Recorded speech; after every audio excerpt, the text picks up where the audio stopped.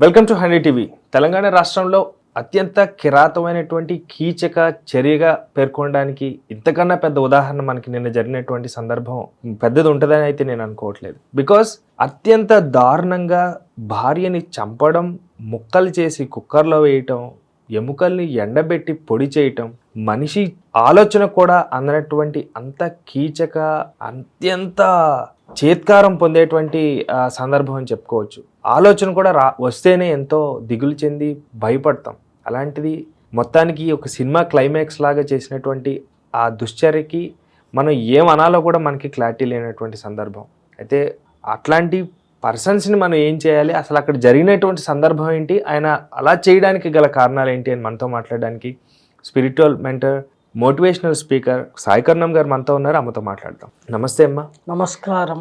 నిన్న మీర్పేటలో జరిగినటువంటి, అది కూడా దేశానికి సేవ చేయాల్సినటువంటి భరత మాత, అక్కడే సగం మాత అన్నం అంటే ఒక ఆడపిల్ల, ఆ అమ్మాయి సొంత భార్యని కడతేర్చి ముక్కలు చేసి మిక్సీ చేసి గ్రైండర్ చేసి ఏదేదో చేసి తలుచుకోవడానికే నిన్న వేరే పర్సన్తో మాట్లాడినప్పుడు కూడా ఇదే అన్నారు. ఇలాంటివి చేయటం వల్ల జనాలకి తెలుస్తుందని మనం చేస్తాం, కానీ ఎవరైతే చెడ్డబుద్ధితో ఉంటారో వాళ్ళకి ఇవన్నీ టెక్నిక్స్ కింద వెళ్తాయండి, మాట్లాడకూడదని. కానీ న్యూస్ అన్న తర్వాత మనం మాట్లాడి తీరాలి. ఇప్పుడు ఈ సందర్భంగా సకల మానవాళికి, అంటే మానవ రూపంలో ఉన్నటువంటి మనుషులందరికీ చాలా వినయపూర్వకంగా నేను ఒక విషయం చెప్పాలనుకుంటున్నానండి. మనందరము మనుషులము అని మనుషులు ఫస్ట్ గుర్తుపెట్టుకోవాలి. మనిషి యొక్క తత్వము, మానవత్వము అనేది అహర్నిశలు జ్ఞాపకం ఉంచుకోవాలి. అలా ఉండకపోతే మనిషిని మనిషి అని కూడా పిలవాల్సిన అవసరము ఉండదు.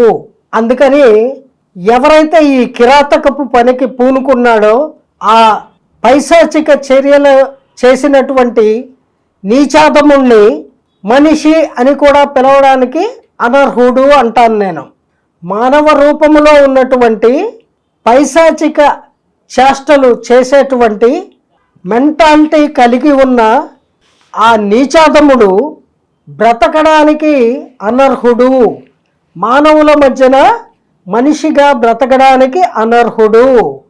ఈ అంశాన్ని ప్రభుత్వం వారు చాలా సీరియస్గా స్వీకరించి వారికి మనుషుల మధ్య నుంచి శాశ్వతంగా విముక్తిని కలిగించి మరణదండన విధించాలి అని నేను విజ్ఞప్తి చేస్తున్నాను. ఎందుకంటే ఇటువంటి నీచాదములు మానవుల మధ్యన సంచరించడానికి అనర్హులండి.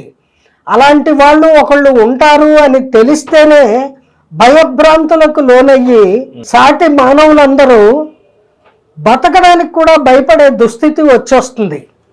అటువంటి స్థితి నుంచి ప్రజలని రక్షించవలసింది ప్రభుత్వము.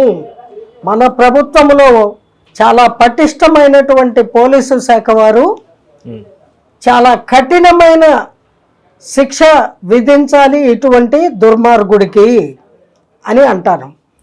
మరి అతగాడు ఆమెతో జీవించడానికి ఇష్టం లేకపోతే, భార్య మీద అనుమానము ఉంటే చక్కగా డైవర్స్ తీసుకోవచ్చు, ఆమెను విడిచిపెట్టేయచ్చు.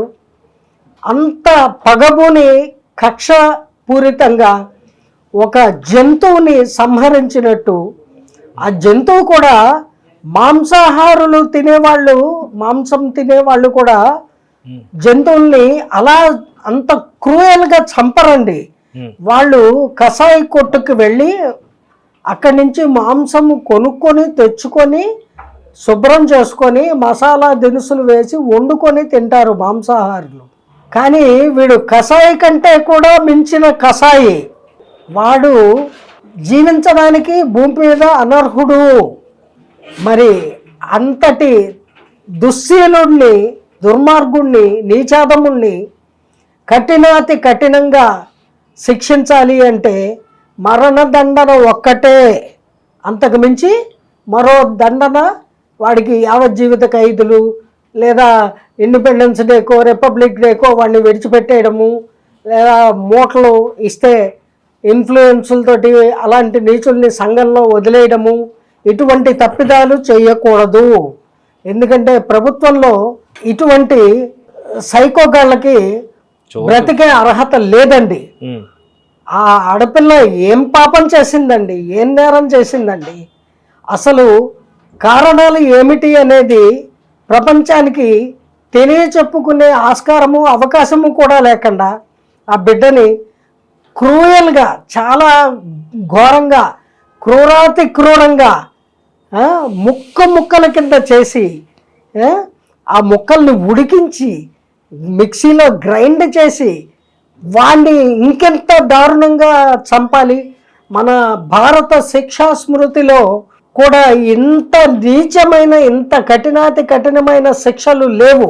ఎంతో వందలాది మందిని చంపిన కసబ్ లాంటి వాళ్ళని 2-3 ఏళ్ల పాటు జైల్లో ఉంచి వాడిని బాగా మేపి చక్కగా ఫైనల్గా ఒక ఉరిశిక్ష వేశారు. కానీ వీడు అంతకంటే నీచుడు, నికృష్టుడు, దుర్మార్గుడు, దుశ్శీలుడు. ఇటువంటి వాడికి బ్రతికే అర్హత లేదు. వీడి చావు ఎంత భయంకరంగా ఉండాలి అంటే వాడికి ఉరిశిక్ష వీలైనంత త్వరగా విధించి వాడి ఉరిశిక్షని వీలైతే ప్రభుత్వము అందరికీ, మానవులందరికీ కూడా చూసే భాగ్యం ప్రసాదించాలి. ఆ దెబ్బతో అలాంటి మెంటాలిటీ ఎవడిలో అయినా నిద్రాణమై ఉంటే దానిని శాశ్వతంగా తొలగించుకుంటారు. ఇది సైకోసాడిజంని మించినటువంటి క్రూయాలిటీ అండి. ఇటువంటి భావనలు మానవులకి కలలో కూడా కలగకూడదు. అందుకని ఆ తల్లిదండ్రుల గర్భశోకాన్ని ఎలాగా తీర్చలేరు. కనీసం మరే తల్లిదండ్రులకి, మరే స్త్రీకి ఇటువంటి దౌర్భాగ్యపు పరిస్థితి కలగకుండా ఉండాలి అంటే ఈ నీచాదముణ్ణి తప్పనిసరిగా ఉరి తీయాలి అని వినయపూర్వకంగా నేను ప్రభుత్వానికి విజ్ఞప్తి చేసుకుంటున్నాను. హైకోర్టు, సుప్రీంకోర్టు ఎవరు విధిస్తారో శిక్ష, ఇటువంటి నీచుల్ని మాత్రం సమాజంలో బ్రతకడానికి విడిచిపెట్టకండి. జైళ్లలో కూడా వీళ్ళు ఉండడానికి అనర్హులు. దయచేసి ఈ పాయింట్ని పెద్దలు గుర్తించాలి అని కోరుకుంటున్నాను. ఇంతకంటే ఇట్లాంటి నీచమైన సంఘటనలు ఇంతకు మునుపెన్నడూ జరగలేదు, ఇక మీదట కూడా జరగకూడదు అని కోరుకుందాము.